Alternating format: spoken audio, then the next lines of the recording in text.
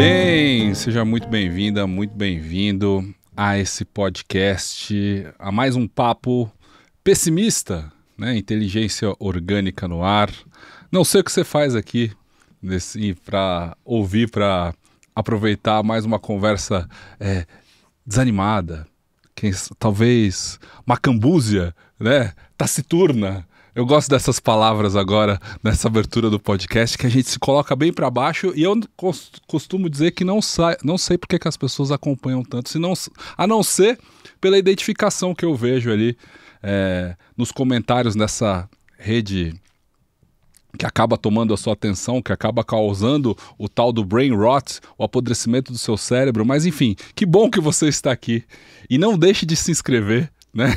Compartilhar esse papo para que mais outras pessoas possam participar dessa reflexão com alguém que eu conheci também por meio do algoritmo das redes sociais. Essa coisa tão perversa que nos fecha em bolhas e sobre as quais a gente fala bastante aqui no tema central do Inteligência Orgânica, também foi capaz de me apresentar alguém que tem um raciocínio mais profundo, né, mais intenso sobre temas da economia que reverberam muito na polarização das redes, mas também reverberam muito num pensamento um pouco mais profundo, um pouco mais crítico de quem o ouve, né? De quem é capaz de ir além do vídeo curto, e além da superficialidade que acaba dominando a conversa, principalmente no âmbito político e na polarização que a gente vive no mundo de hoje. E para escapar disso, hoje é um prazer, né, receber aqui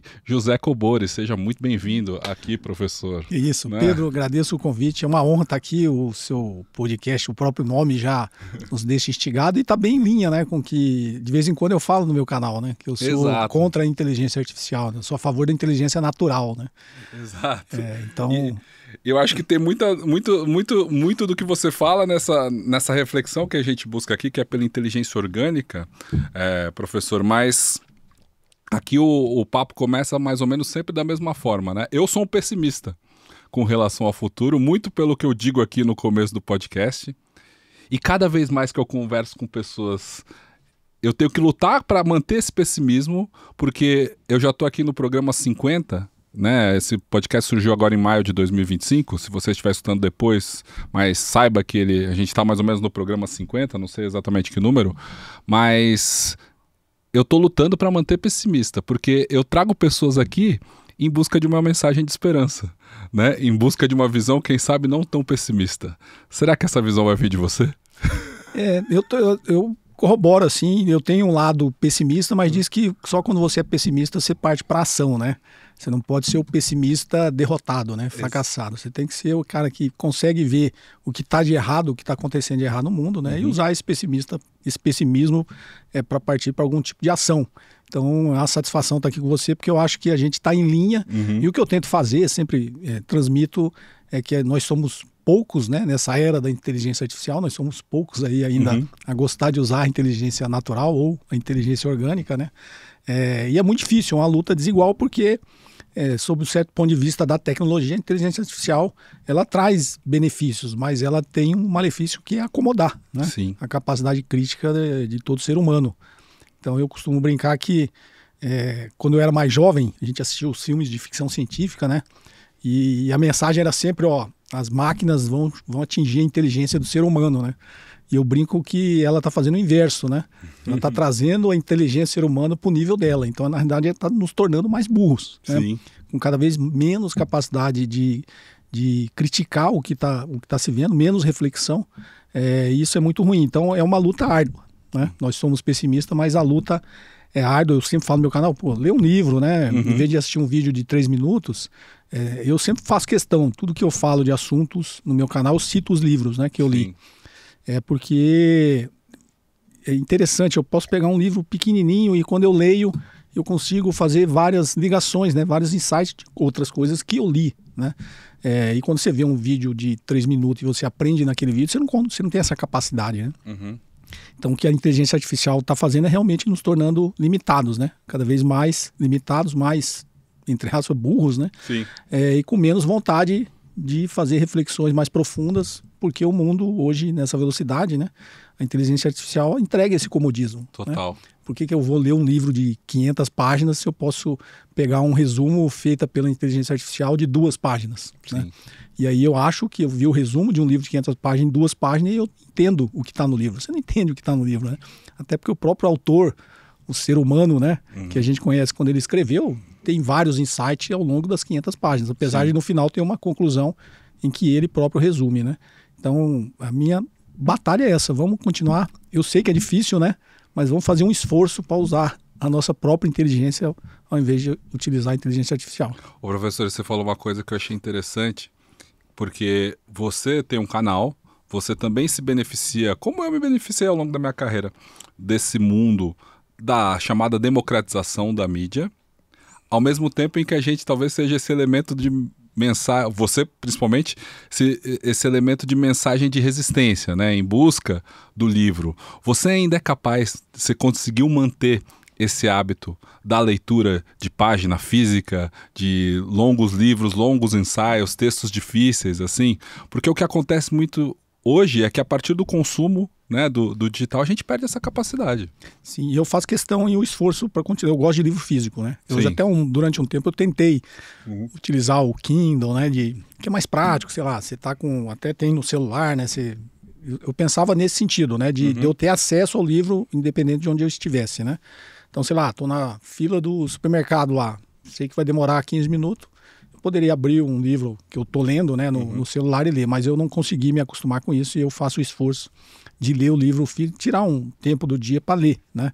Livros físicos, eu ainda sou das antigas, faço sobrinho, pego aqueles post-it, prego na página, faço uma anotação do que eu sublinhei ali, e ainda tem esse modo de pesquisa antigo ainda, né? Quando eu lembro de alguma coisa, eu vou lá no livro, pego, abro. Isso é de sempre, da infância? Sim. Você sempre foi um grande leitor? Eu tinha esse costume, né? Eu passei, você deve ter já visto minha história, eu fui preso, né? E a prisão me trouxe alguns benefícios, né? Um deles foi gostar ainda mais da leitura, porque eu pedia para minha esposa nas visitas levar livros e era o meu passatempo, era ler, até porque você não tem muita coisa para fazer na prisão, né? Então eu passei a ler com mais paixão, né? Livros físicos, e me desintoxiquei do celular, né? Eu já tinha esse esforço de não ser refém do celular, mas... Mas naquela época, que ano foi a prisão? Isso foi em 2018. 2018. Então você já tinha um consumo alto também de digital. Já era um mundo em que existia Instagram, existia YouTube. Já existia tudo e você acaba ficando refém, né? Então hoje, com esse evento da prisão, eu me desintoxiquei. Às vezes eu passo o dia inteiro sem olhar para o celular, né? Eu olho de vez em quando, assim, se tem uma mensagem, quando eu estou esperando receber alguma mensagem. Mas naturalmente eu não pego no celular para ficar vendo porque tem estudos, você é um especialista nisso, que as big techs, elas inclusive tem psicólogos, né, psicanalistas, psiquiatras que fazem parte do time deles de como fazer, né, o ser humano ficar cada vez mais viciado naquilo, né, passando ali que eles falam, as descargas de dopamina, né? Que o cara não consegue parar no primeiro, ele tem que ficar o dia inteiro. Então eu faço um esforço e consegui me desintoxicar, mas obviamente por esse evento traumático, mas que eu tento manter até hoje, né? De não ser refém da tecnologia. E eu costumo brincar, os amigos, quem precisa falar comigo, fala assim, pô, mandei uma mensagem para você ontem, você não respondeu. Falei, cara, quando não existia celular, o que as pessoas faziam? Não ligavam? Se for urgente mesmo, você me liga. Não fica achando que você vai mandar mensagem e 10 segundos depois eu vou responder, que isso não vai acontecer, né? Comigo não acontece. Então, assim, quem já está mais próximo de mim sabe que eu tenho esse costume, eu não respondo. Se for realmente urgente, minha família, meus filhos falam, se for urgente, liga. Não fica mandando WhatsApp que eu não vou responder, né? Então... E como os maias faziam, né? Ligar, assim, né? E você liga também? Eu ligo. As pessoas ligam. Eu sou de muito pouco contato, assim.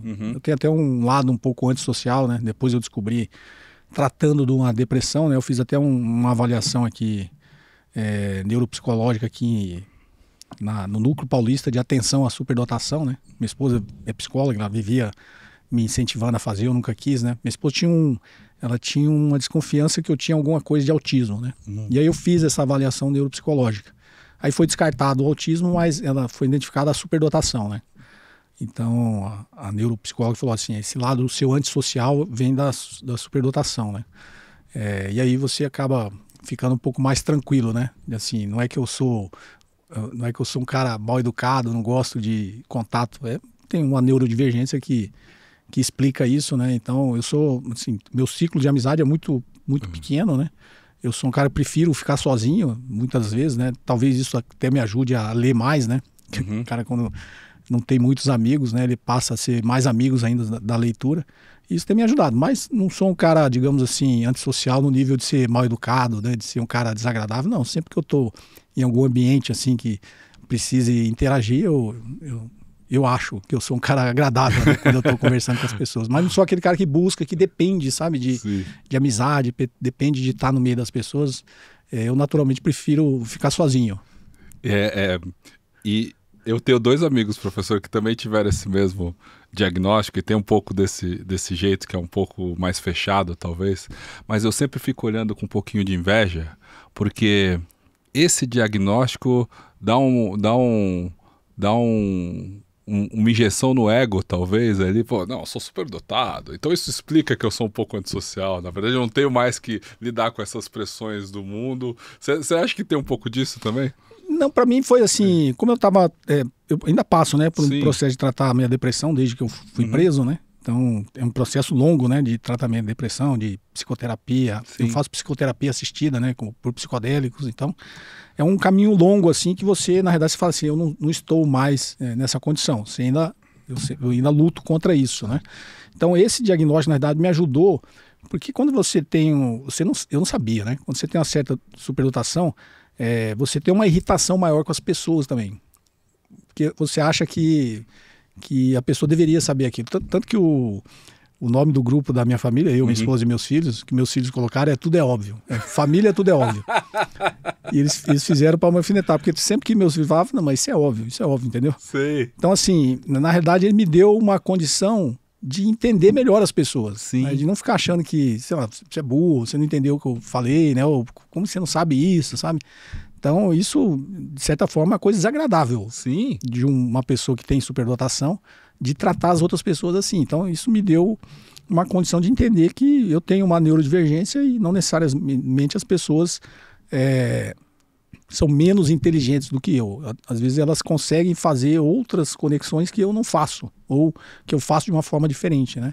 E é tão louco pensar que você, com esse diagnóstico, com essa característica, foi para a internet ensinar os outros, de certa forma. Sim. Né? Tô te chamando aqui de professor porque eu já aprendi muito ao assistir suas entrevistas e ao ver a forma simples que você enxerga principalmente o cenário macroeconômico, né? E todo o contexto histórico que nos trouxe até aqui. Por que você chegou nisso, então? Por que você também tomou essa missão de compartilhar conhecimento? Na verdade, uma coisa que eu sempre gostei foi de dar aula. Na verdade, eu sempre fui um palestrante, né? E aí depois, em uma eventual palestra que eu dei, eu dava palestra num circuito aqui no Brasil antigo, quando ainda não existia internet, rede social, não era dominante ainda, tinha um circuito que chamava Expo Money, circuito Expo Money, que era patrocinado pela Bovespa, pelas corretoras, na época pela CETIP, né? E tinha no Brasil todo, em todas as capitais e nas maiores cidades, como Uberlândia, Ribeirão Preto, tinha. Eu dava palestra no Brasil inteiro sobre avaliação de empresas. Era patrocinado pela Bolsa, né? Era palestra essencialmente sobre economia, finanças e investimentos. E aí, numa dessas palestras, o IBMEC me convidou para dar uma palestra para os alunos do IBMEC. E aí eu dei essa palestra para os alunos, eles gostaram, né? Fizeram uma pressão lá na instituição, a instituição me convidou para ser professor. E eu fui professor por 10 anos no IBMEC, né? E eu sempre gostei de dar aula, mas pelo menos os alunos sempre falaram, e hoje, atualmente, os seguidores falam, de uma capacidade de transformar as coisas complexas em coisas mais simples. Mas eu vejo isso como uma humildade. Eu não sou um cara que, se olhar o meu currículo, o cara é PhD, não. Inclusive do IBMEC eu era em termos de currículo, mais modesto, né, do IBMEC. Assim. Mas os alunos gostavam muito das minhas aulas, porque eu sempre tenho, eu não sei, as pessoas alegam que essa frase seja do Einstein, né? Não sei, eu também cito ele, mas esse dia eu vi até uma brincadeira, um meme, o Einstein falou assim, a maioria das frases que atribuem a mim não foi eu que falei. Né? Isso acontece também com alguém muito próximo a mim, chamado Mário Sérgio Cortella. Né? A maioria das frases que hoje circulam dele nunca saíram da boca dele ou dos dedos. Né? E aí, essa frase é ligada ao Einstein, que se você não consegue explicar uma coisa a uma criança de 6 anos é porque você não entendeu, né? Então eu sempre tive isso na minha cabeça, e eu sempre criei essa maneira de explicar como se eu estivesse explicando para uma criança, né? Então, se eu conseguir explicar para uma criança de 6 anos, é sinal que eu entendi, né? E os alunos sempre gostaram muito dessa característica, né? De não ser um professor que tem uma linguagem rebuscada, né? Um negócio para tornar, de repente, as coisas mais complexas ainda para transmitir uma erudição ou uma sabedoria que talvez nem ele tenha, né? Então, eu sempre tive isso na minha cabeça. Eu tenho que conseguir explicar para uma criança de 6 anos, né?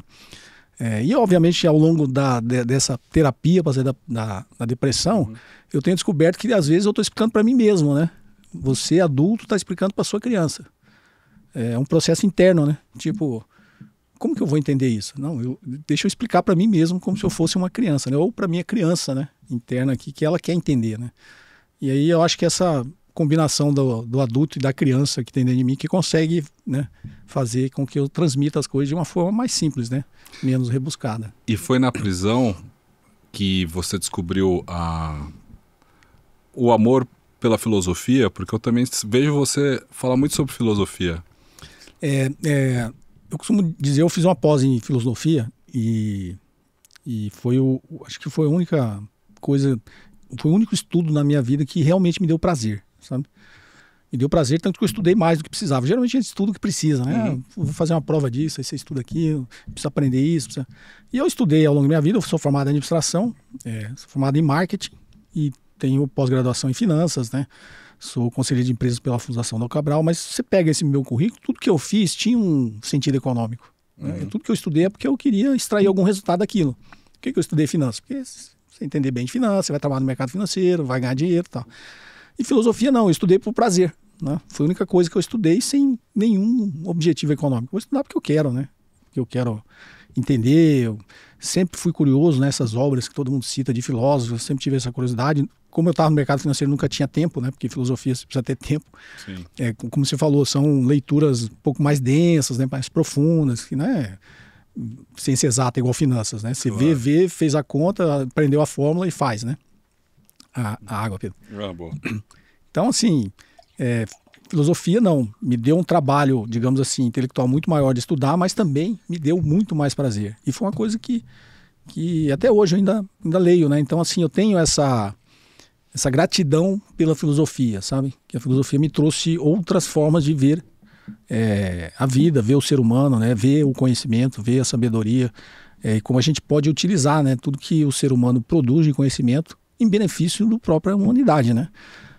E aí eu faço de novo esse contraponto. Tudo que você aprende hoje, economia, de finanças, você está aprendendo aquilo para o seu próprio sucesso e não para o sucesso da humanidade, da sociedade como um todo, né? Então minha grande crítica sempre que eu falo de economia política é essa, né? A economia não é um fim, a economia é um meio. A economia tem que servir a sociedade, né? E o que a gente vê hoje nesse mundo capitalista é a sociedade que serve a economia, né? Sim. E obviamente a economia é uma economia com capitalismo de concentração de renda. Sim. Então a gente vê a grande maioria da população da sociedade trabalhando em prol de gerar cada vez mais riqueza, uma minoria da população, né? Total. Eu quero chegar nesse tema com você, mas antes eu quero trazer um ponto que você me falou que chamou minha atenção, é que a depressão então bateu no senhor, né? Na prisão, né? Nessa ocasião a partir de 2018, e você falou que você tem o tratamento assistido com psicodélicos. Isso. A gente falou sobre isso aqui num dos episódios. Esse é um dos temas que eu acho mais interessantes nas pesquisas que estão avançando para isso já há bastante tempo. 2018, 2019, por causa do meu trabalho com marketing digital, né, com tecnologia, eu frequento um evento lá em Austin desde 2018, que é o South by Southwest, né, que muitos brasileiros começaram a ir para lá, e eu já vou há algum tempo, e do começo, quando eu comecei em 2017, 2018, já tinha uma vertente muito forte do uso de psicodélicos no tratamento de várias questões, né? E como isso estava sendo cada vez mais abordado, e a gente vê isso com muita intensidade agora, hoje, pós-pandemia, né? Como que chegou até você isso? Porque não sei se isso ressoa, professor, mas eu sou alguém que sempre foi muito racional, né? Muito racional. E agora, nesse eu vou fazer 42 anos esse ano, e nessa virada de setênio, né, que é da antroposofia, né, para os 42 anos, eu tô me abrindo muito pro espiritual, assim. O surgimento desse podcast, de querer encontrar gente e falar, tem muito a ver com isso. E aí, aprendendo mais sobre psicodélicos, aprendendo mais sobre as coisas que a gente não explica, né? Fui fazer até constelação familiar recentemente. Trouxe aqui minha consteladora, inclusive, num dos episódios. Enfim, tô nessas, né? Você chegou nisso também para o tratamento da depressão, mas foi esse autoconhecimento que abre o espaço para coisas que não são racionais que te abriu esse lugar? Na realidade eu diria assim, foi uma espécie de desespero para sair da depressão.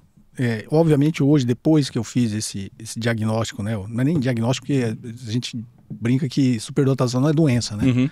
Então não é um diagnóstico. Essa avaliação que constatou que eu tenho superdotação explica em parte, né, essa neurodivergência explica em parte porque alguns remédios não fazem efeito em mim, né? Só que quando eu saí da prisão, eu fiquei 80 dias preso, né? Eu saí da prisão em 2018, eu entrei em depressão profunda, né? Você tem aquela felicidade de ter saído da prisão, no momento seguinte você fala, meu mundo acabou, né? Eu era do mercado financeiro, o mercado financeiro vive de credibilidade e imagem, virei um leproso, ninguém queria mais se aproximar de mim, quem era próximo se afastou, você contava os amigos no dedo, né, na palma de uma mão, ou seja, a profissão tinha ido pro saco, a carreira profissional, tudo tinha ido embora, né? Fiquei só a família e alguns amigos, depressão profunda, e comecei a fazer tratamento mais forte contra a depressão, com, obviamente, acompanhamento de psiquiatras e psicólogos, mas tratamento convencional, medicamento antidepressivo, terapia. E esses remédios não faziam efeito, nenhum remédio antidepressivo fez efeito em mim, né? E aí em 2021, a minha terapeuta, minha psicóloga, ela é até famosa, autora de vários livros, ela me indicou um filme que chama A Sabedoria do Trauma. Não sei se você já assistiu, chama Wisdom of Trauma. Depois você assiste, se não me engano tem na Amazon Prime, naquela Aquarius, que tem só filmes, que os filmes sobre psicodélico tá tudo nessa Aquarius. Sim. Do um professor que chama Gabor Maté, chama A Sabedoria do Trauma. Nossa, esse filme é um documentário, né? Não é um filme, é um documentário muito bom. E é um cara que se especializou a tratar viciados, né? Em drogas no Canadá. Ele passou muito tempo no Canadá. E ao longo desse documentário mostra ele usando a ayahuasca, né? No final com doentes terminais de câncer. Sim. É um documentário muito bonito. Depois você assiste, você vai gostar. Aí ela me indicou isso, eu assisti, me interessei, né? Chamei minha esposa, que é psicóloga, é muito estudiosa também, ela gostou também, e aí nós fomos atrás. Foi até uma coisa que eu falei assim, eu gostaria de tentar, né? Já que nada fazia efeito em mim, eu gostaria de tentar. E aí existem grupos de pesquisa, existem estudos avançadíssimos já na Universidade Federal do Rio Grande do Norte, né? E eu traduzi um manual de Yale, porque já existia estudo muito avançado nos Estados Unidos, na Universidade Johns Hopkins e na Universidade Yale, com protocolos, manuais. Se pegar na internet tem até os vídeos das pesquisas que eles faziam, né? Eles já tinha essa psicoterapia assistida por psicodélico. Sim. Só que veio a Guerra do Vietnã, você sabe que eles associaram, né, o LSD com a contracultura, com os protestos contra a guerra, e o Nixon foi lá e isso aqui é droga nível máximo, proibiu, cortou todo o investimento e financiamento das universidades que estavam fazendo essas pesquisas e suspendeu tudo. E esse negócio ficou meio congelado. De um tempo para cá voltou, né? Sim. Não só nos Estados Unidos, como no resto do mundo e no Brasil, né? No Brasil, se não me engano, os papers sobre ayahuasca, inclusive, o Brasil acho que é o país que produz mais papers sobre pesquisa com ayahuasca, né? E aí tem muita gente séria pesquisando isso, mas a gente sempre fala que, assim, lá atrás, quando o governo americano suspendeu, é porque o pessoal começou a usar de forma recreativa. E aí foi o que turbinou lá o Woodstock, né? Turbinou as manifestações contra a guerra no Vietnã, foi o que fez o governo americano. Então os estudos hoje são muito controlados, as pesquisas são muito por psiquiatras e psicólogos que acompanham. A gente sempre diz que é uma psicoterapia assistida por psicodélicos, né? Não é o uso da substância. Você tem toda uma preparação, né? Que eles chamam de preparação mesmo, sessões de preparação, depois tem o uso da substância, depois tem sessões de integração, que inclusive segue mais ou menos o que diz esses manuais, tanto a de Yale quanto a da Johns Hopkins, né? Porque, na realidade, o que ele acelera, para quem já faz terapia há muito tempo, ele te ajuda a fazer conexões que você não faria sem essas sessões com esse tipo de substância. Porque o que os psicodélicos causam é novas sinapses, né? Então, inclusive no manual de Yale, eles falam isso, que eles chamam de trilhas de esqui. Sim.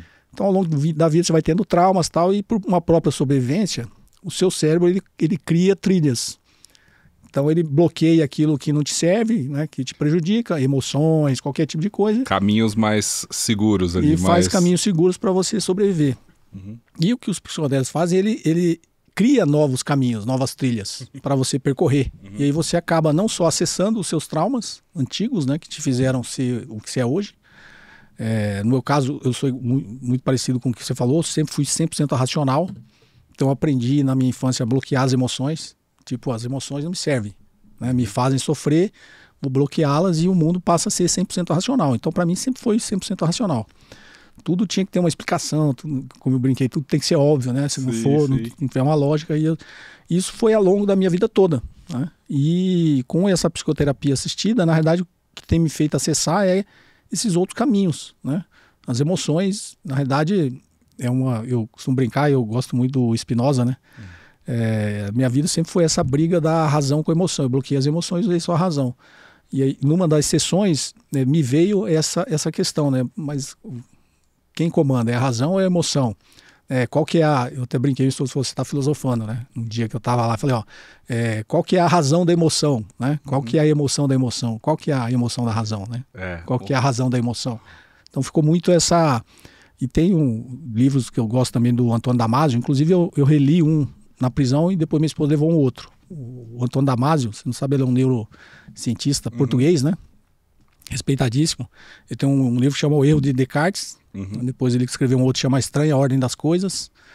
E aí ele tem o Mistério da Consciência. E ele, como neurocientista, ele fala muito sobre isso, da razão e da emoção no ser humano, né? E só que ele explica o processo científico da homeostase, como que na realidade foi a emoção que cria a razão. Ele faz muito esse questionamento, né? Eu gosto muito. E o Damasio tem muita influência do Spinoza. Sim. Né? Ele, inclusive, tem um livro dele que ele fala. Quem mudou para mim muito dessa percepção da diferença entre razão e emoção é o livro A Mente Moralista, do Jonathan Haidt, né? Psicólogo que hoje, né, tem muito sucesso por causa do Geração Ansiosa, né, que felizmente está liberando legislação no mundo inteiro para a gente tirar as crianças do celular, mas ele faz aquela comparação de que o nosso emocional é como se fosse um elefante e o racional é um ginete, né, um cavaleiro em cima do elefante, que na verdade o nosso racional serve para justificar as nossas decisões emocionais, né? O cavaleiro está só posicionado em cima do elefante, mas não é ele que decide se vai para a esquerda, se vai para a direita, o caminho, né? O elefante tem a vontade própria e o nosso racional está trabalhando o tempo todo para justificar nossas emoções. Exatamente. E quando eu vejo o mundo em que as pessoas respondem cada vez mais com emoção, né? E estão principalmente na rapidez do digital com a emoção, o Mente Moralista explica muito isso, né? Porque o subtítulo é Por que as pessoas brigam por religião, política, né? Você acha que é isso também? O seu racional serve para encontrar as justificativas para o seu emocional? Na verdade, essa que chama PAP, né? A psicoterapia, na verdade, ele faz você... até uma crítica que o pessoal tem um certo preconceito com o psicodélico. Na verdade, o psicodélico, na verdade, ele está fazendo você conversar com você mesmo. Exato. Só que você conversando com partes suas que você não sabe que você não sabia que você tinha ou você tinha bloqueado. Exato. Então, e isso traz uma percepção de algo transcendental, talvez. Exatamente. Porque, no meu caso, como eu bloqueei as emoções, me faz acessar algumas emoções que eu nem... Ou eu bloqueei ou eu nunca senti, nunca me permiti sentir, né? Então, meus traumas de infância é porque eu apanhava muito, né? Educação muito rigorosa. Hoje, obviamente, eu tenho essa percepção. Não é que eu perdoo, né? Minha mãe fazia o que ela achava que era o melhor para mim e tal. Então, às vezes o pessoal acha que você tá, né? Crítica, não. Você parte de um pressuposto de entender também por que tudo isso aconteceu com você. E se entender também porque você bloqueou, né? Mas eu aprendi a bloquear, assim... coisas primárias, sentimentos primários, como dor. Eu era um cara que não sentia dor. e depois da primeira sessão que eu fiz, assim, eu passei a sentir dor. Então era um sentimento primário. Depois, aí, obviamente, com a dor, eu passei a sentir outros, né? Sentir medo. Eu sempre fui um cara que senti muito pouco medo. Então, vai acessando e tudo isso vai te ensinando, né? Enquanto ser humano, não só as emoções ruins, mas as emoções boas. Porque às vezes você bloqueia as ruins e acaba bloqueando as emoções boas também, né? E como diz o Spinoza, né? As paixões, né? Os sentimentos, você precisa saber que a tristeza vai te trazer uma potência para não agir, mas a alegria te traz uma potência para agir, né? Então você precisa saber sentir as duas, né? Você precisa saber identificar e sentir as duas emoções. E o que todo esse processo tem feito é justamente a partir dessa reinterpretação do que seriam as emoções nessa criança que bloqueou, como seria esse adulto hoje, né? Como essas emoções influenciariam a razão desse adulto, né? Porque esse adulto é 100% racional. Tipo, se não faz sentido, não faz, né? Mas talvez influenciado pela emoção, fala, não faz sentido, mas vale a pena fazer, né? Se é, sei lá, se é por um bem maior, se é... Porque eu sempre falo assim, acho que hoje em dia, todo mundo, né? Todos nós temos que fazer assim, de que vale o seu sucesso se você não conseguir utilizar ele para algo além de você mesmo, né? E talvez o que a vida tenha me ensinado com esse evento que aconteceu é que quando eu fui preso, teoricamente eu estava no auge da minha carreira, né? E Sim. Tudo isso me foi tirado. Então, assim, de que valeu, né? Todo esse seu sucesso, que você utilizava, obviamente, para benefício próprio seu, da sua família, né? De quem está próximo de você, não valeu de nada porque te foi tirado, né? Então, o que você pode fazer que transcende, né, você mesmo, que você pode ajudar não só aqueles que te cercam, mas aqueles que eventualmente você nem conhece, mas que podem ser beneficiados, né? Professor, a questão da sua prisão, só para evitar que você saia daqui agora e vá bater no seu Google GPT, José Cobori, porque foi preso. E eu já vi você explicando várias vezes em outros podcasts, e eu queria não fazer as perguntas que todo mundo faz nos outros podcasts, mas dá em 2 linhas ali toda essa questão que te levou, que você já foi, né, libertado, mas era dentro de um contexto da Lava Jato, né? Que isso. Você acabou preso por uma questão que tinha a ver com o Mato Grosso, é isso? Você foi preso em Cuiabá? Em Cuiabá. Eu fui preso, eu morava em Brasília, eu fui preso em Brasília e fui levado para o Mato Grosso, né? Na realidade eu assumi, depois de um processo, tentar resumir bem, né? Bem rapidinho. Depois de um processo de tentativa de aquisição de uma empresa pela CETIP, que hoje é a B3, né? A B3 é uma fusão da Bovespa com a CETIP. Sim. Mas antes tinha Bovespa, tinha a CETIP, que fazia de títulos privados, era um balcão de títulos privados, né? Principalmente títulos de renda fixa.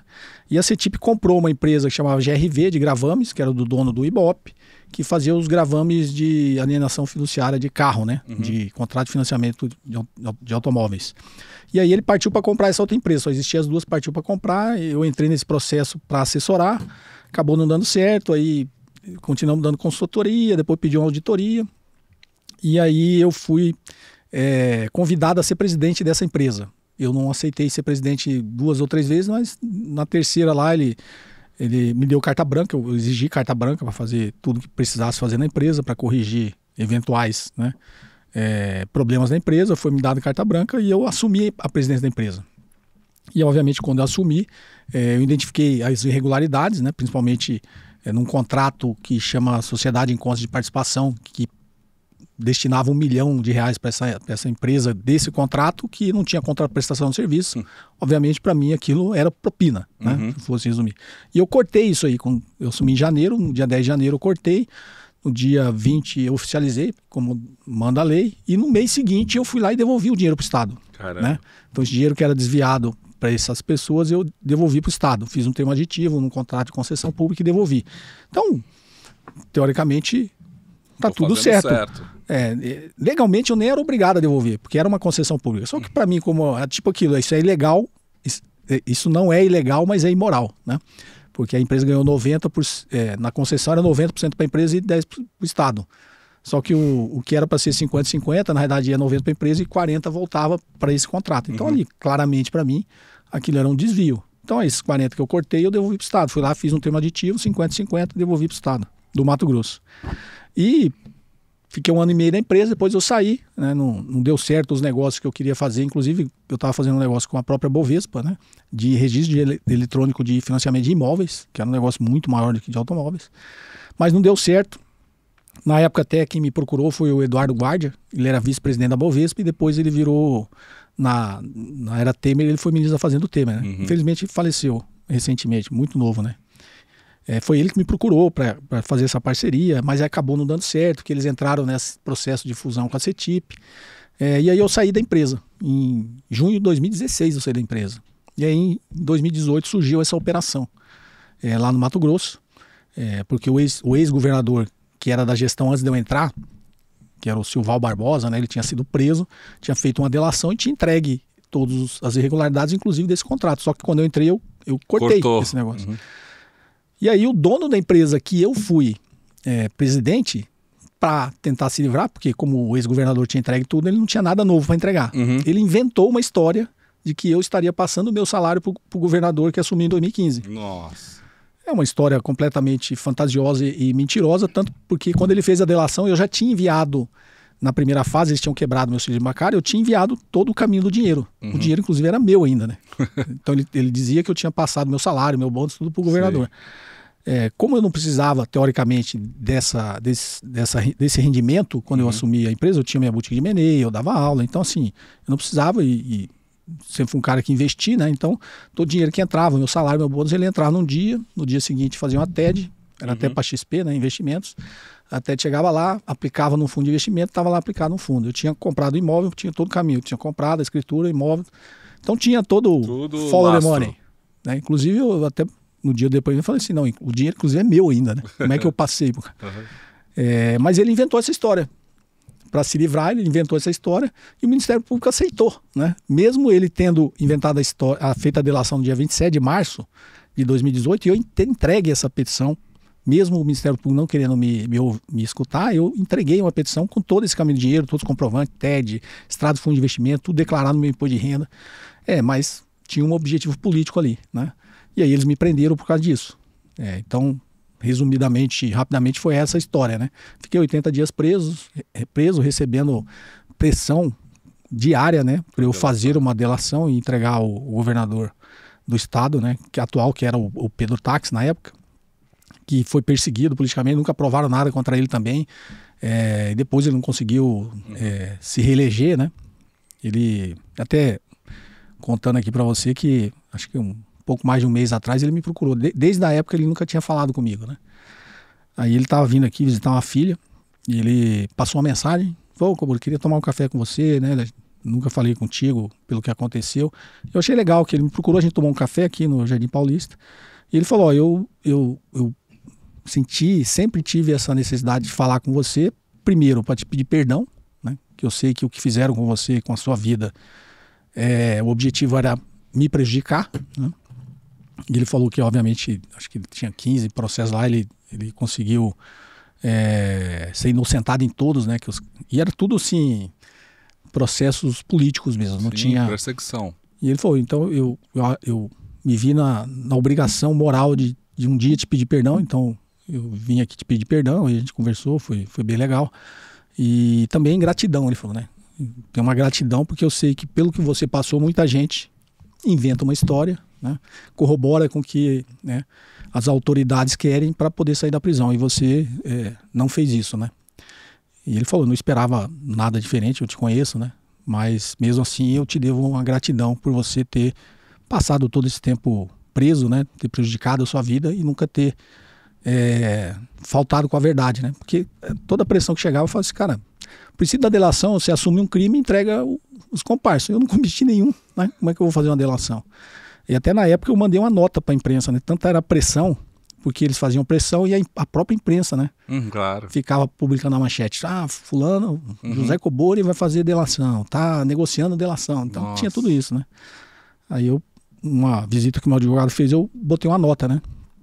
Lá, para a imprensa colocar lá que...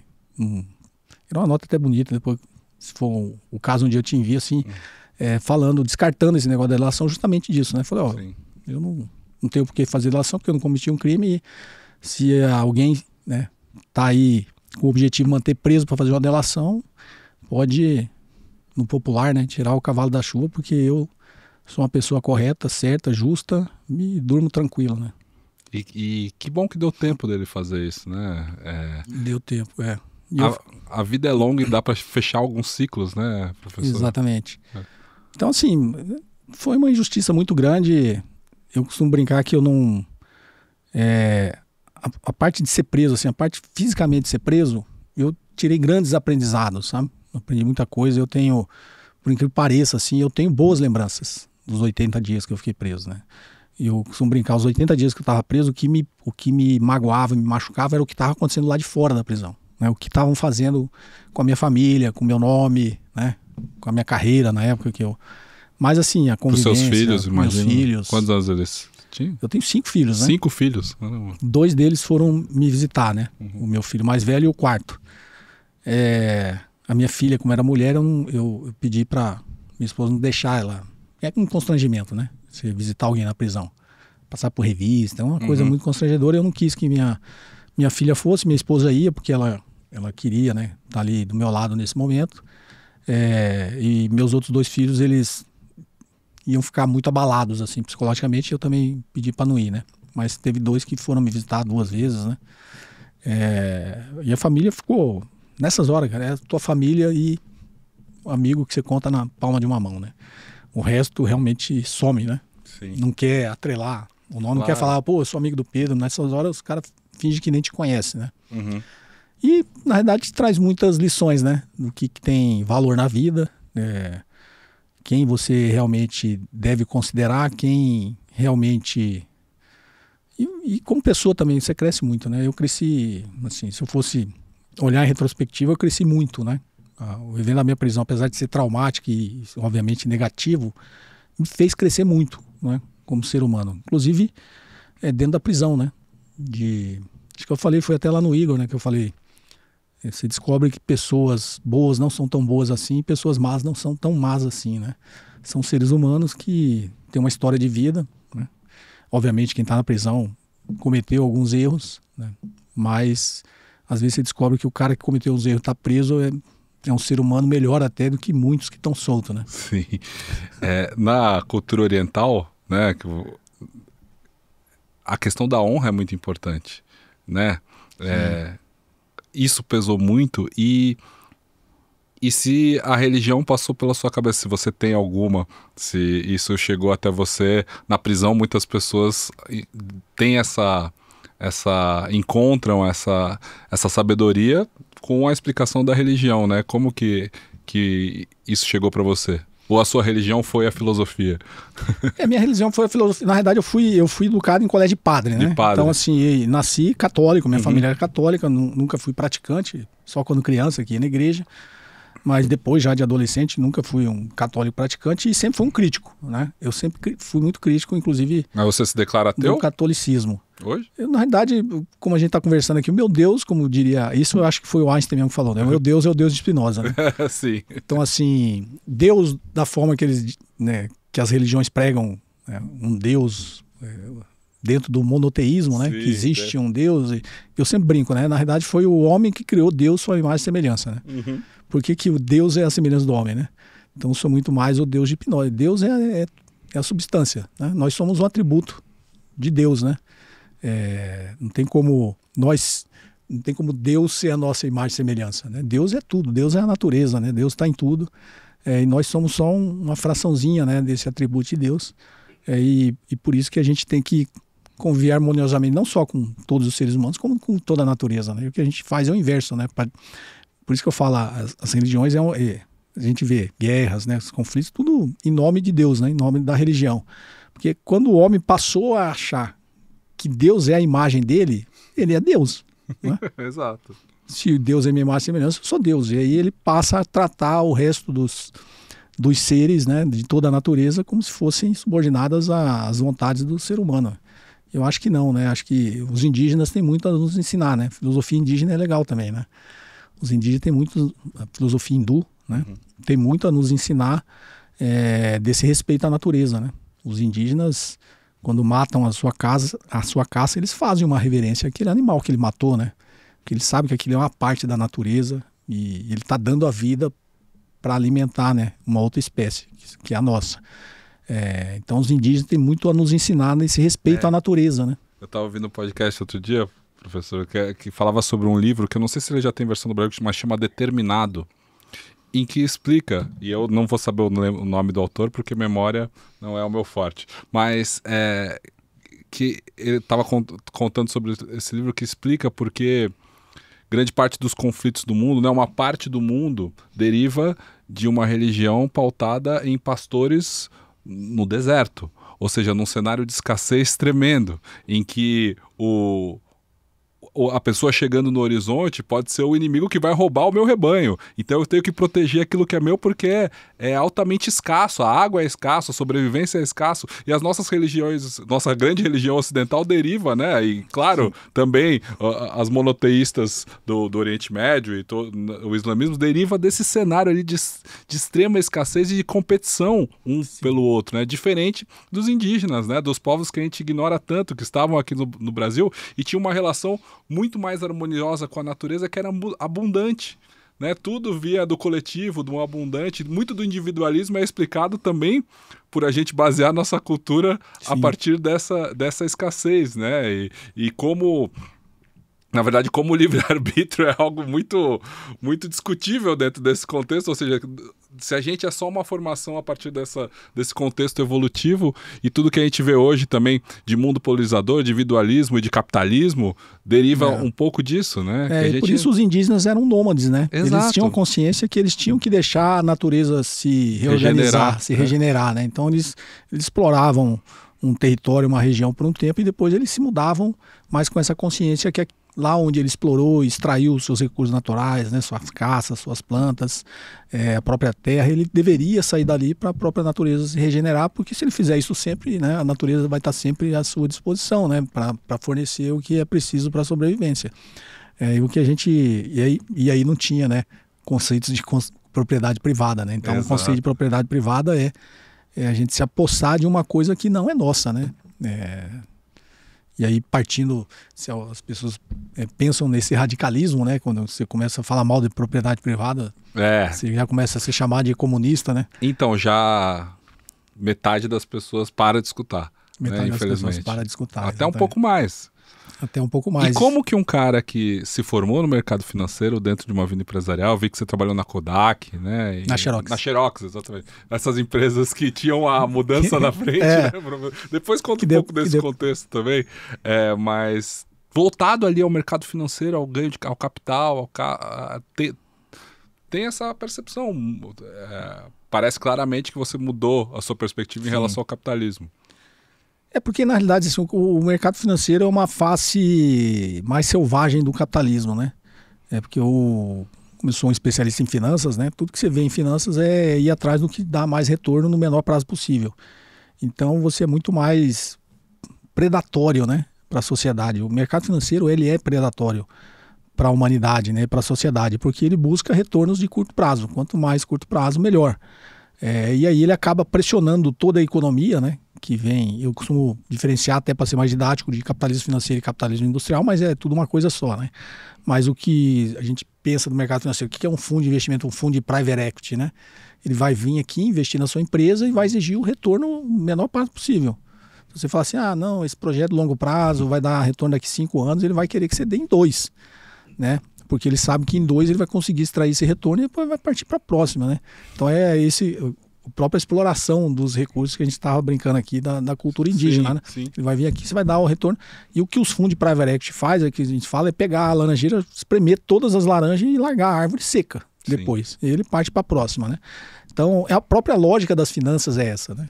Então, como eu sou professor de finanças, né? Fui do mercado financeiro há muito tempo, eu entendo a pressão que o mercado financeiro faz sobre a economia real, né? Sobre toda a economia real. E é isso que é predatório, né? É isso que... E, infelizmente, assim, a grande maioria das pessoas que estão no mercado financeiro não tem essa consciência. Ou se tem, obviamente, eu sempre brinco, eu falo mal do mercado financeiro, eles acham que eu estou falando mal de todo mundo, não. Estou falando meia dúzia aí, que é o dono do capital que manda, né? E aí quem está embaixo obedece. Então tem muita gente que está no mercado financeiro existe também a gente está falando muito de psicologia, uma proteção da pessoa não se sentir culpada, né? Então Sim. ela acredita naquilo para ela não se sentir culpada. Porque se ela fizer realmente uma análise, uma reflexão, ela vai ver que ela faz parte de um sistema muito perverso, né? Que vai lá e vem aqui na sua empresa, exige o máximo de retorno possível. O que você vai fazer? Você vai começar a pressionar, vai demitir funcionário, vai pressionar para que os que ficarem ganhar menos, não vai querer dar benefício, né? Você vai querer pagar menos imposto do governo, vai querer espremer seus fornecedores. Então é uma coisa predatória. Você sai acabando com tudo que está à sua volta, né? Para quê? Máquina de moer gente. Máquina de moer gente. Para quê? Para sobrar mais para o fundo que investiu em você. Então, assim, é uma máquina de sugar e concentrar riqueza. O mercado financeiro é isso. É uma máquina de concentrar riqueza. E as pessoas que estão, nós, né? Temos vozes que podemos criticar isso, a gente tem que evidenciar isso. E eu acho legal porque eu tenho, pelo menos eu ainda sou convidado, né? Fui a vários podcasts da dita Faria Lima, né? Uhum. E teve o último que eu fui, da Genial Investimentos, me convidaram para conhecer lá, apresentar, e muita gente jovem me procurou, né, pé de ouvido, falou assim, pô, professor, legal que você veio, porque eles só trazem aqui o pessoal que fala sempre a mesma coisa, né? Sim. E a sua voz é importante, a voz crítica que você vê. São trabalhadores que estão lá, analistas de investimento, estão no mercado financeiro, mas de alguma forma tem essa pulga atrás da orelha. O que eu estou fazendo aqui? O que eu estou fazendo aqui? Eles sabem. Mas né? você não acha que muito do pensamento dessa galera é assim... Pelo menos dos meus amigos que tenho lá na Faria Lima e muito do mercado financeiro é assim, cara, isso aqui é o que eu vou tolerar fazer por 10 anos enquanto eu fico acumulando bônus e ponho meu burro na sombra, porque eu sei que isso daqui não é para a vida inteira, né? E é o que a pessoa se sujeita a fazer, Sim. porque o ganho financeiro aí é muito grande num período em que o cara tá ali dos 20 aos 35, dos 20 aos 40, talvez, se ele consegue um upgrade na carreira, mas todo mundo me parece que tem a noção de que, cara, não dá para fazer isso aqui a vida inteira, né? E como que a gente sai desse pensamento, assim, né? Como que a gente convence o jovem? O que você falou para esses jovens, no final das contas? Primeiro que eu tenho essa visão da gente ter um projeto de nação e a gente olhar para outros modelos, né? Então, o que está hoje em grande discussão é o modelo chinês, né? Sim. Com a ascensão econômica da China, que tem inclusive ajudado nessa polarização, né? Agora, ou você é a favor dos Estados Unidos ou você é a favor da China. E fica essa discussão. O que a gente tem que olhar no modelo econômico chinês, que eu acho que também tem um fim, ele não é sustentável do jeito que está, né? Porque, apesar de ser um socialismo de mercado, né? Ele tem as suas características de exploração capitalista, né? Tudo bem que é pelo Estado chinês, mas ele precisa de novas fronteiras a ser exploradas, né? Precisa vender carro elétrico. É uma coisa que está crescendo e precisa de mercados, né? Um dos melhores pensamentos que eu vi recentemente era que, gente, a energia que custa para fazer um carro elétrico, às vezes é maior do que você ia gastar mantendo o seu carro de combustão. Tá todo mundo querendo trocar pelo carro elétrico, mas isso é mais... Isso significa comprar um bem, deixar um carro que você já está usando de lado, produzir esse carro em algum lugar, extrair lá o metal raro que vai, né, a terra rara que vai dar a bateria necessária. Então, assim... trocar pelo modelo elétrico não é necessariamente sustentável, é só mais uma vertente do capitalismo. Isso. De greenwashing, né? De pintura verde. Assim. É um problema muito complexo. É um problema muito complexo. Né? Mas é isso que você diz que não é sustentável da China, talvez? Não, porque a China, a ascensão econômica da China exige que ela tenha cada vez mais mercados, né? Então ela precisa explorar novos mercados. Ela não está fazendo isso com a África? E eu costumo dizer que a África é a última fronteira desse modelo que a gente tem de economia, tanto capitalista quanto o socialismo de mercado chinês, né? Depois que a África tiver desenvolvida, tiver crescida, né? Tiver atingido um nível médio de riqueza, para onde que a humanidade vai, né? Porque se a gente olha a história, a África é o continente que foi explorado por todo mundo, né? Foi colonizado pelos europeus, depois até os Estados Unidos lá na Conferência de Berlim ajudou a colonizar, e depois da Segunda Guerra Mundial todo mundo saiu e largou, né? E aí isso também gerou esse fluxo migratório, né, da população africana, principalmente dos países europeus, que hoje eles reclamam, né, que tem, não, mas você foi lá, explorou os caras, roubou todas as riquezas deles. Aí você abandonou, O mínimo que você tem que fazer é aceitar os caras aí agora viver das benesses, né, do colonialismo que vocês praticaram. Então a África ficou completamente abandonada, por isso tem tantas guerras lá tribais, né, porque o colonialismo que a Europa impôs, né, ao continente africano, se você vê, eles passaram linhas retas, na régua. Eles não respeitaram etnia, cultura, nada, né? Por isso tem tantos problemas hoje na África. E a China está indo fazer... E aí o continente africano ficou extremamente atrasado, né? Então, com a ascensão econômica da China e do Sudeste Asiático, que a gente viu que os países que eram pobres no Sudeste Asiático e até agora na Ásia Central, né? Quando você olha o Turcomenistão, o próprio Afeganistão, o Quirguistão, eram países atrasados, mas que já têm hoje uma ascensão econômica, turbinada pela ascensão da China. Então você vê que a China hoje já transfere, o que os Estados Unidos fez quando transferiu a indústria para a China está fazendo com os outros países. Ela já tem transferido a sua indústria para o Vietnã, para o Camboja, para o Laos, né? Para o próprio país da Ásia Central, o Sudeste Asiático já era desenvolvido, né? Japão e Coreia. Então você vê que ali já o continente asiático como um todo já está todo praticamente num caminho do desenvolvimento econômico. Aí tem o Oriente Médio, que muitos lá chamam de Ásia Ocidental, né?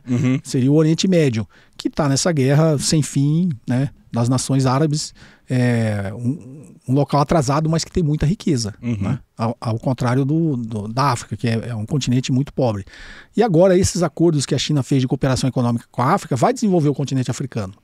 Então, quando o continente africano estiver desenvolvido, para onde é que nós vamos buscar mercados?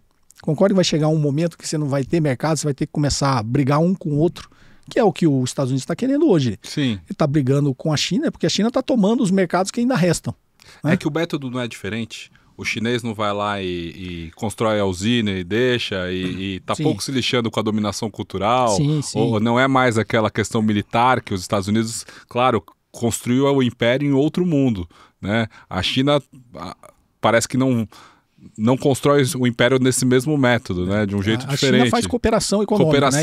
Isso é bem evidente que ela não impõe uma agenda política, uma agenda cultural, uma agenda religiosa para ninguém.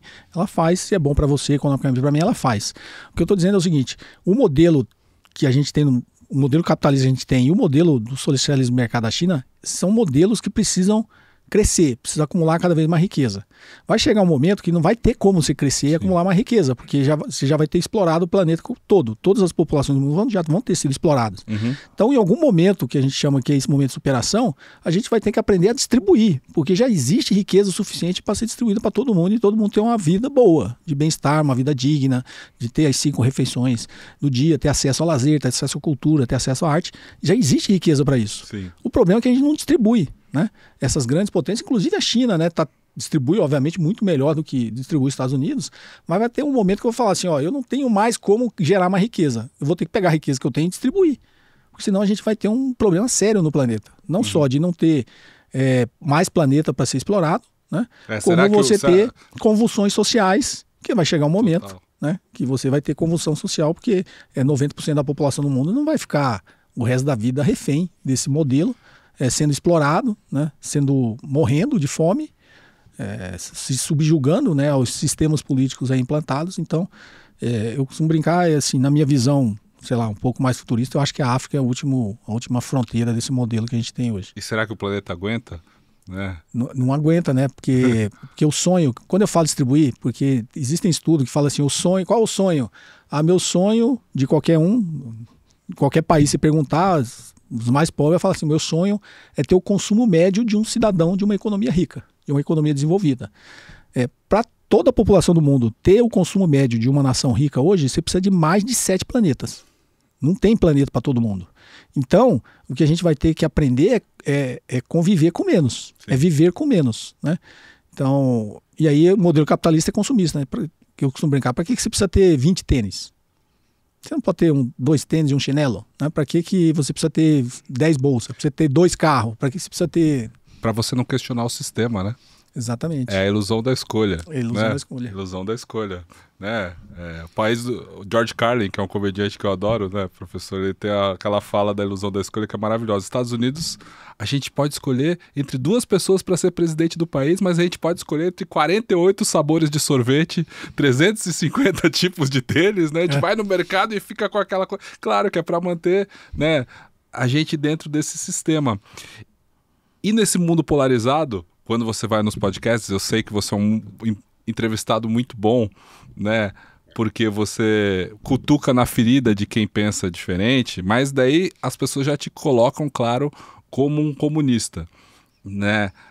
Nesse futuro que a gente desenha, que a gente gostaria de ter, qual a alternativa? O que você responde para essas pessoas? E se você tem uma impressão que você consegue furar a bolha, ou se no mundo digital você fica só pregando para convertido, professor? Na verdade, eu tenho essa impressão. Minha esposa sempre teve, né? Minha esposa, minha guru, né? Ela sempre fala assim, você conversa com pessoas que outras pessoas não conseguem conversar.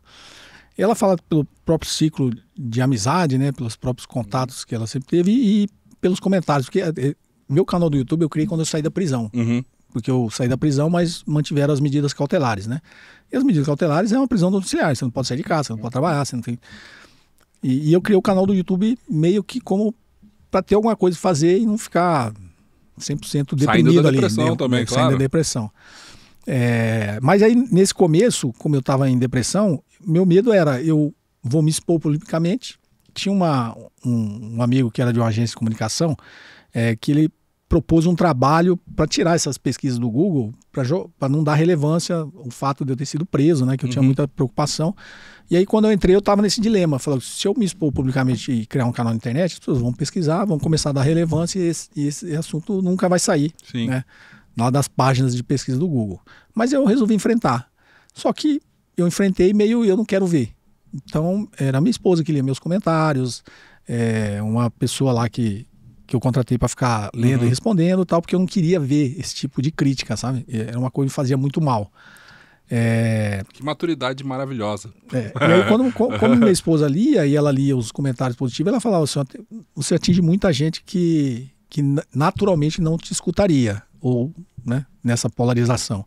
E isso eu noto até hoje. Inclusive, eu acho que o vídeo de sábado agora, que eu retomei, eu estava de férias até sexta, e eu gravei o JKCast de sábado, era até uma pessoa falando, né? Uma menina falando assim, parabéns, né? O meu pai tá começando a sair da bolha dele, porque ele te escuta e ele gosta, né? E isso é devido à sua didática, né? Sua forma simples e calma de falar, tal, e ele te escuta, né? E eu tenho dado muitas palestras na universidade e muitos alunos me falam isso também. Pô, meu pai é de direita, tal, mas ele gosta de você, ele te acompanha, tal. Eu procuro falar de uma forma de não ser enquadrado em nenhuma caixa e não entrar nessa polarização, né? Por isso que eu tento falar de uma forma mais didática e um pouco mais profunda, né? Sem atacar ninguém.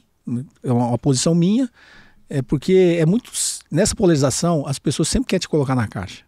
Então você começa a falar e fala, pô, esse cara é de esquerda, sou esquerdista, aí já não quer te escutar, né?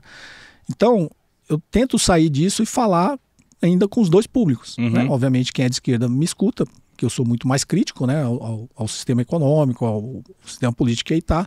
E eu também falo uma linguagem que a pessoa que é de direita, no mínimo, vai escutar e falar, não, esse cara fala, faz sentido, entendeu? Eu acho que também a história de alguém que conquistou, né, isso. O mercado financeiro mesmo. Você tinha uma empresa de M&A, né? Sim. Que é justamente o objetivo de todo mundo que abre uma empresa, né? O objetivo Exatamente. de todo aluno do G4 é fazer um M&A com a empresa, né? Vender. Então, talvez, por esse respeito, você consiga chegar. Mas é difícil, hein, professor? É um trabalho de formiguinha, assim. O que mais te incomoda hoje do mundo, assim, dessa questão da comunicação, principalmente? Eu acho que tem a ver, né, com o assunto que você começou, esse negócio das big techs, dos algoritmos, da inteligência artificial. Ela nos torna cada vez mais radicais e burros, né? Na realidade, no meu ponto de vista, a inteligência artificial nos emburrece, né? Porque a partir do momento que eu começo a acreditar que existe uma inteligência que vai resolver as coisas para mim, eu paro de pensar, né? Eu começo a delegar tudo para ela. Só colocando aqui, eu nunca utilizei a inteligência artificial. Nunca? Eu não sei nem como usa. E eu faço questão de nunca ter tentado, ter entrado, nem ter curiosidade de utilizar. Aí uma vez um aluno meu, eu fui no jantar com 2 alunos meus, eles falaram assim, pô, você me autoriza, né, eu criar um texto aqui pela inteligência artificial como se fosse você? Aí eles entraram nesse chat GPT da vida, colocaram e me mandaram, né? Autorizei e me mandaram. Aí eu li assim e falei, pô, realmente parece comigo, né? Fala tudo que eu falaria, só que não sou eu. Porque hoje eu já tenho muita coisa aqui que eu não penso assim, né? Então, isso me prova que a inteligência artificial ela para no tempo. Porque, como diz o Miguel Nicoleles, ela faz uma correlação com tudo que existe. E não com o que a gente vai criar ainda, né? Essa é a nossa saída. Então eu, há um mês atrás, eu não sou a mesma pessoa. De um mês para cá, tudo que eu li, tudo que eu vi, com todas as pessoas que eu conversei, eu já tenho algumas coisas que eu mudei. A minha forma de pensar, ou já acrescentei alguma coisa, já inovei. O Nicoleles fala assim, inteligência artificial não tem capacidade de inovar nem de criar nada. Sim. Ela só faz uma correlação com tudo que existe. E o problema da inteligência artificial é que ela não sabe falar não. Ela tem resposta para tudo. O começo pessimista desse podcast é porque a inteligência artificial ela é naturalmente otimista. Então o que nos resta como humanos é a capacidade de ser pessimista. Exatamente. Então assim, eu nunca utilizei e pretendo continuar não utilizando, apesar de dar muito mais trabalho, quando eu falo tem um certo comodismo que ela oferece, né? Porque eu acho que a partir do momento que eu começar a utilizar e pesquisar, isso naturalmente vai começar, tem uma tendência a começar a me deixar mais acomodado. Aí, putz, comprar aquele livro para ler, né? Vou pesquisar aqui e me dar um resumo de 2 páginas, eu acho que já li o livro, né? Então eu ainda sou esse cara antigão que fala assim, não vou usar e nesse ponto eu sou um pouco teimoso. Muita gente me pergunta se eu não uso. Professor, eu tô mergulhado nesse mundo, né? Há 3 anos, desde novembro de 2022, e eu costumo dizer que lutar contra é um pouco lutar contra uma revolução que é como continuar escrevendo com uma máquina de escrever em um mundo em que as pessoas já estão produzindo textos no Word, como continuar usando um telefone de linha quando as pessoas já estão no mundo do celular, mas com muita cautela, né? Toda vez que a gente delega, a gente, como ser humano, tudo que for mais confortável a gente vai sempre buscar, só que aí tem o pensamento crítico para a gente usar de uma forma que, quando você... com a sua capacidade. Eu sempre digo que o que vale é sempre o eu mais a inteligência artificial. Eu, Pedro, tenho que ser potencializado por ela. Não eu me entregar para ela para que ela fique com toda a potência e eu suma, né? Por exemplo, quando eu escrevo a minha newsletter, aí eu peço referência. Eu tenho esse pensamento aqui que eu não sei, me traga aqui autores que falaram sobre isso ou pessoas para eu conseguir rechear o meu texto de outras referências. Aí ela me mune de coisas que eu não li. Aí eu vou atrás do link, aí eu vou atrás, cara, então, esse autor aqui... ou seja, o pensamento surge de mim, a reflexão tá ali, só que talvez alguém já tenha escrito sobre... E aí ela vai compondo. Já recebi aqui pessoas do mundo acadêmico que, só de escrever tese e deixar para a inteligência artificial fazer a ABNT, meu Deus do céu. Com todas as referências, de formatar aquilo, já é maravilhoso. Então, assim, eu entendo, mas eu acho que em algum momento você vai, não por curiosidade, mas por entender... Porque o que as pessoas tá acontecendo é que assim, a produtividade é coisa de máquina, né? Eu penso muito dessa forma. As pessoas estão produzindo mais, mas não necessariamente melhor. Sim. Mas existe uma forma, e é principalmente quem tem pensamento crítico, quem tem conhecimento, não é a geração Z, não são os mais, né? É quem tem bagagem, que vai conseguir usar isso de uma forma a se potencializar completamente. Não sei se eu estou conseguindo convencê-lo, mas... Não, tá, e até voltando, acho que eu me desviei também da sua pergunta. Da pergunta, né? De como esse mundo hoje, né, a tecnologia, os algoritmos, a inteligência artificial, ela ajuda nessa polarização, né? Demais. E o que eu acho, e eu bato, e acho que algumas pessoas me escutam, é que as pessoas que estão nessa bolha, eu procuro falar de uma forma que elas se questionem, entendeu? Mas isso que eu acredito, isso que eu recebi, isso que eu li, esse vídeo que eu vi, tem alguma coisa errada aí. O que o cara tá falando faz sentido, entendeu? Então eu acho que essa é a forma de você tentar estimular nessas pessoas algum pensamento crítico, né? Eu acho que o pensamento crítico é que nos faz evoluir. Sem ofender, né? Que é muito difícil. É muito difícil a gente não falar fortemente para alguém que traz a bandeira de outro país imperialista no meio das ruas. Não, eu sei. Eu sei que é muito difícil. Eu tenho ido, e tem muito desses grandes podcasts que ficam me chamando para ir nesses debates, que está na moda agora. 30 contra 1, o que você acha disso? Esse tal debate. Não, eu sou contra, né? Eu sou contra até... Eles me chamam para ir nesse 1 contra 1, Inteligência Limitada já me chamou, vários desses podcasts que eu fui já me chamou, né? O próprio podcast Três Irmãos já me chamou. Sim. Eu sou contra porque eu acho que, assim, para o meu objetivo e para a forma que eu transmito conhecimento, não é produtivo. Porque esses debates eles são armados, o cara vai lá com uma série de questões, não é nem para te convencer, é para te desestabilizar. E aí, respondendo a sua pergunta, porque eu sei que a pessoa vai lá, ele vai querer me destabilizar, vai querer me irritar, né? E aí você fala, mas é difícil, né? Como é que você mantém a calma? E aí, para mim, não vai ser produtivo, porque eu vou ficar olhando para a pessoa, sei lá, falando alto, gritando, falando mentira e tal. Eu vou falar, cara, eu tô fazendo aqui, né? Então, assim, eu acho que fiz 56 anos agora, né? Por tudo que eu passei na vida, eu me dou a liberdade de fazer aquilo que eu acho que realmente vai ter algum fruto, vai ter alguma evolução para a pessoa. Inclusive, se eu estiver conversando com uma pessoa que não pensa igual a mim, né? Porque eu sei que não vai ser num debate desse, porque o debate, você sabe, ele vai lá para depois fazer os cortes, falar que te encurralou, falar que botou você contra a parede, vai gritar com você, vai te tentar desestabilizar e para mim isso não é produtivo. E é muito impressionante como geram cortes e geram argumentos para os dois lados. Sim. E uma das coisas que me deixa desanimado com isso é que a gente vive uma ilusão de que está todo mundo pensando político, ou pensando criticamente, ou evoluindo a partir dos argumentos, mas não, esses debates são só chiclete para a mente, né? A lacração, né, que dos dois lados, ela é o fim do diálogo, ela é o fim da diversidade. Que bom ter essa postura. Porque eu não vou justamente por isso, porque eu estou fugindo daquilo que eu estava te explicando, né? Porque na realidade... se eu for, eu estou estimulando essa polarização. O que eu quero é desestimular isso, entendeu? Exatamente. E também sem olhar... Aí a última pergunta, que é aquela que também vai trazer o comentário que não é buscar a polarização, mas buscar a empatia, no caso, né? Você também está no mundo da educação online. A educação dos lançamentos, né? Dos cursos online. Que ela é dominada por uma forma de marketing que você tem formação... que ficou muito corrompido ao longo dos anos, né? E da fórmula do lançamento, e que gerou certos gurus que são altamente questionáveis, que misturam educação com religião, e que a gente vê isso demais, né? Mesmo na bolha da educação.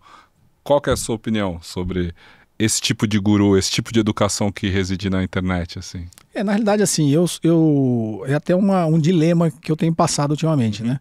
Obviamente, depois que eu criei meu canal, muitos seguidores pedindo para eu criar cursos, né? Eu até brincava na época, falei, cara, tudo que eu tenho para ensinar tá de graça aqui, né?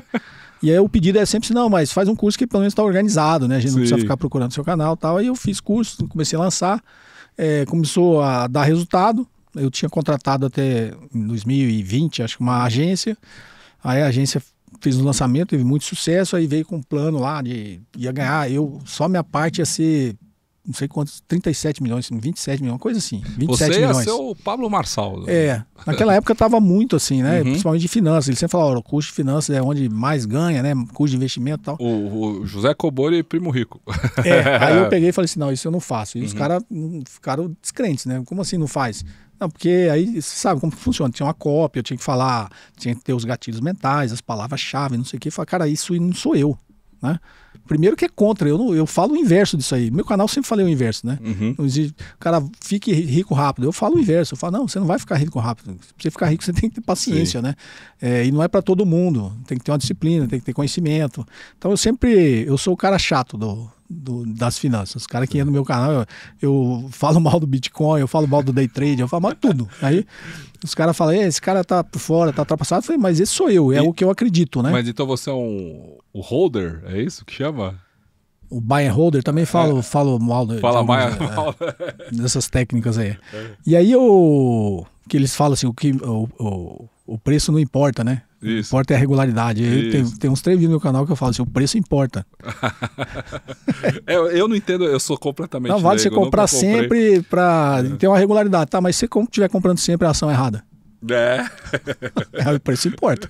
Exato. Daqui 10 anos você descobre que era a empresa errada, né? Então eu sempre fui um crítico e eu não fiz mais esse lançamento e agora voltei. Tem um parceiro de uma forma de tentar monetizar todo o conteúdo. E eu tô nesse dilema, porque eu sou meio contra esse modelo do marketing digital, sabe? Sou meio contra esse negócio de jornada do herói e tal. Você tem a história de superação escrita, pronta para convencer as pessoas. Se eu consigo, você também consegue, professor. Não chega isso para você, né? Para mim também não. Eu sou contra, assim. Eu gosto de ver o Campbell mais sob o ponto de vista da filosofia. Eu gosto muito bem do Joseph Campbell, né? Sim, a jornada do herói é dele. É puro, né? E o marketing digital aprendeu a usar a jornada do herói do Campbell com objetivos econômicos e de resultado de curto prazo, né? E o Campbell, as obras dele, o que ele fala, né, sobre os mitos, a mitologia, me ajudou bastante também, sabe, no meu processo. O Campbell e a filosofia, né? Quando eu falo de filosofia indígena, filosofia hindu, é como todas essas filosofias, né, mesmo essas civilizações não terem comunicação no passado, todas elas são muito parecidas, né? Uhum. Acho que daí que ele tira esse negócio da jornada do herói, que a história do ser humano é todas muito parecidas. Os paralelos entre Buda, entre Jesus, entre Maomé, tudo, né? Tudo muito parecido. Tudo muito parecido. É maravilhoso. É o mito do herói, né? O herói de mil faces, na verdade. O herói de mil faces. O do Campbell. Que também ajudou muito no roteiro de Star Wars, né? Que é a história, né? Inclusive, acho que o documentário que ele gravou foi com o George Lucas. Foi na fazenda dele, né? Exato, no George Lucas. Então, assim, eu procuro utilizar esses conhecimentos. Hoje eu me policio, né? Para a gente extrair do conhecimento do Campbell, por exemplo, para a gente ser um ser humano melhor, né? Não necessariamente ser um ser humano mais rico, né? Então, a minha crítica, assim, essa agressividade do marketing digital é que a gente utiliza conhecimentos muito profundos, né, com uma superficialidade e com objetivos muito rasos, né? Então eu hoje passo por esse dilema, sabe? Vendo o curso, não vendo. Aí tem muitos seguidores que falam, não, precisa vender, pelo menos você é um cara, hoje eles falam, você é um cara de esquerda que conhece o mercado, então a gente quer saber sua opinião, né? Então... eu tenho essa preocupação, eu não concordo 100% de como é feito esse marketing digital. E você tem alguma vontade, pretensão que vá além da comunicação, digo na questão política mesmo, partidária, né, por ser identificado hoje com direita, porque aos poucos, né, a gente vê como o mundo digital, as redes sociais, gera os próximos atores, né? Existe um gap de liderança na esquerda, existe, né, existe um problema, a meu ver, para quem é progressista, para quem pensa, sim. né? De certa forma, a direita dominou esse campo durante muitos anos. Agora que existem poucos sinais de que a coisa pode, né, se igualar ou virar um pouco para o outro lado, você tem algum... Na realidade, sim, eu tenho assim, praticamente todos os partidos de esquerda já me procuraram, né? Me procuraram abrindo as portas para eu ser candidato, né, no ano que vem. Eu recusei todos, tá? Obviamente conversei com todo mundo, né? Bastante educação e até ponderação, todos eles entenderam, né? Alguns mais agressivos, acho que tem que ir, né? Então todos os partidos de esquerda e centro-esquerda já me procuraram. E o que eu tenho dito é o seguinte, eu acho que atualmente a minha missão, né, da forma que eu comunico, ela é muito mais útil do que se eu for um candidato, entendeu? Se eu tiver um cargo na política institucional, eu acho que de alguma forma eu perco um pouquinho desse meu alcance e dessa minha missão. Então, se o Pedro quiser ser candidato, eu apoio, vou lá, né? Participo dos bastidores. Vou ajudar, né? Participar com ideias, com o que for. Mas se eu me colocar como candidato, eu acho que eu perco um pouco desse alcance, né? E o alcance que eu tenho é genuíno, é de realmente conseguir falar com todo mundo. Porque nesse mundo polarizado, se você falar, você vai ser, sei lá, candidato pelo PCdoB, cara, metade da população para de me escutar. Total. Não vai nem querer me ouvir, não vai nem querer saber o que eu penso, né? E por enquanto eu falo com todo mundo, né? Então, assim, as pessoas se dispõem a me escutar. Então, eu tô falando assim, aquilo que eu te falei, é algo maior do que eu mesmo, né? Sim. Eu poderia ter uma pretensão e falar, eu quero ser candidato, vou ser candidato e, sei lá, senador e vou ganhar, vou ficar 8 anos aí com emprego garantido, né? Não tem essa pretensão, né? E ministro, professor? A Fazenda. Sabe que o mundo tá tão louco que eu tava vendo uma entrevista do Jones Manuel no Flow mesmo, e aí pergunta, quem que é alguém da direita que você gostaria de ter um debate? Daí ele falou, Fernando Haddad. Aí eu fico, não é possível, cara. E o Jones, alguém que eu respeito, né? Que eu acho uma das vozes que pode ser essa liderança no futuro, mas é muito louco, né? Como a polarização se encontra meio que dessas formas, assim, a gente vivendo de debate, né? Porque Eu admiro essa forma de colaboração, eu também não vejo, não tenho nada da política. As pessoas que eu mais admiro são aquelas que optam por fazer a cabeça das pessoas não dentro do sistema, né? Eu posso até parecer contraditório, porque eu sou um cara que defendo que não existe caminho fora da política. Isso. Né? A vida, uma sociedade melhor é a luta política. Então admiro aqueles que vão para a vida política e se dispõem realmente a lutar. E tem vários parlamentares que eu admiro, são pessoas que você vê que não só são bem intencionadas, como tem uma missão ali, e não é a política pela política, e nem pelo poder, e nem pelo lado econômico, né? O pastor Henrique Vieira, eu admiro demais o pastor Henrique Vieira, o Glauber, vários deputados, obviamente, quase 100% ligados, né, ao campo progressista, à esquerda, que eu admiro. Eu sei que eles estão ali por omissão, eu admiro, mas eu falo assim, na minha condição, não sei se eu seria tão útil como eu sou fazendo o que eu faço. Né? Se algum dia eu chegar à conclusão que eu serei mais útil lá, com certeza vou trilhar esse caminho, mas pelo menos atualmente eu acho que não, eu sou mais útil fazendo o que eu faço. Se um dia tiver essa vontade, conte com o meu apoio, conte com o meu voto. Imagina o ministro da Fazenda, né? Uma coisa... que governo seria esse? Mas enfim, professor. Bom, para fechar esse papo aqui, que já estouramos o tempo, agradeço demais o seu tempo, foi um papo muito bom. Poderia continuar aqui, né? Dá vontade de continuar.